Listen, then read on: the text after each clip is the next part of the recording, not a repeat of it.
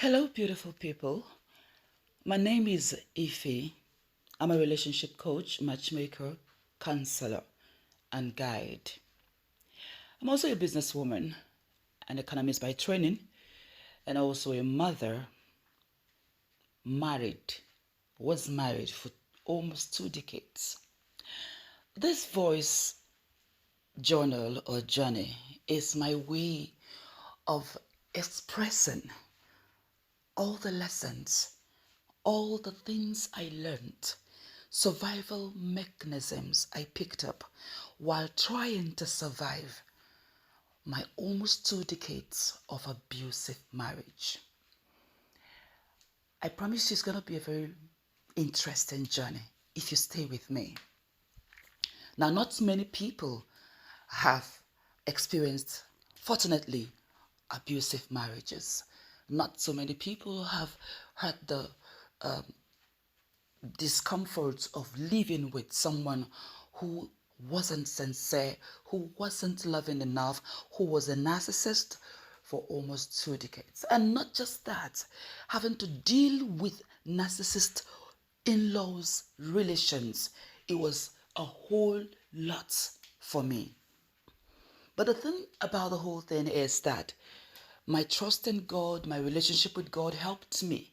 He gave me special insights on how I was able to navigate through all of those circumstances, the situations, the loneliness, even in marriage, the pains, the survival of the abusive situations. I'm talking about verbal abuse, physical abuse, emotional abuse, sexual abuse, psychological abuse, financial abuse, every kind of abuse. It made me stronger, but it also gave me a story. And that story and lessons I want to share with you on this platform, if you would stay with me. And peradventure you were going through a similar relationship problem, or possibly not so bad as mine was, I would like to say that I'm at your service, available to give you counsel, to talk with you one-on-one if you wish, and to share experiences together with you and help you navigate through all of those challenges in your relationship. Do not be afraid, because whatever thing you're going through, someone somewhere has gone through it for you and has the blueprint, has the solution package that you can also use as a template to get over whatever circumstance that you are going through. So I got to learn about love in marriage. I got into marriage and began to learn about marriage in marriage. Details of my journey, marital journey, I'm already putting together in a book, because each time I go through all of the things I experience, I begin to ask myself, was it really me? Is it really true that I went through all of these things? A lot of people don't believe me, but the truth is that I did. I survived, I conquered, I escaped by the grace of God, and I found love again. And I found love with a man who practically dotes on me. And for me, it's like, this is the time that I'm getting married. This is the time that I'm feeling what love really feels like. A sacrificial, loving man with whom or to whom I'm highly attracted. Anyway, before I proceed in this particular talk, I'd like you to understand, whoever you are, wherever you're listening from, that you are unique. You are special. You are beautiful. You are handsome. You are a great personality. There is no second guessing the amount of giftings, the amount of specialty that you possess. There is no second guessing the kind of aura you carry. You are a beautiful persona. Don't let anybody tell you otherwise.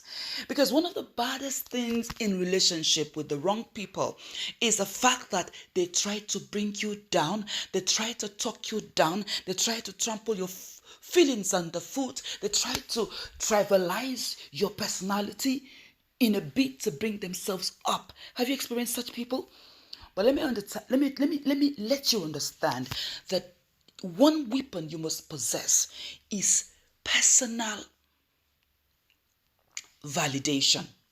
Not wrongly though. When you're making a mistake, admit it. Like I made a lot of mistakes in my marriage. And I also know that God helped me to correct them. Now, when you have that sense and ability to validate yourself without waiting for external validation, it becomes a weapon against every narcissist person trying to throw you down emotionally, throw you down psychologically, rub shoulders on your feelings. It becomes a weapon of defense. When you know who you are, you believe who you are, you relish who you are hopeful, you have faith in your capabilities, in what you have been ordained to become in this life, nobody can talk you down. Nobody can bring you down. At least emotionally, you would always go back to your secret place and look at yourself in the mirror and say to yourself, I am more than this. I am beautiful. I am fearfully and wonderfully made. I have what it takes to survive. I have what it takes to succeed. I will make it. I will get there. I cannot remain in this situation. One thing I kept saying to myself all through the almost 20 years of an abusive marriage was this: I would escape one day. I would run away from you one day. One day I said to him, even if it's the last thing I do in this world, I will divorce you. Just to prove to you that I can and that you deserve the divorce. Because that's the only way I can get back at you for all of the abuses, the emotional disarray you've caused me, the psychological pain, the emotional pain, the physical abuse, the disdain, the cheating, the adulterous moves, the flirting with other women, the disbelief in my femininity, the disdain from your family, the lack of responsibility on your part to me as a man and as a husband, the fact that you prefer every other thing in skirt aside from me. I said to him, I will leave you one day. And when I do, I will never turn back. And that happened. Always look at your situation.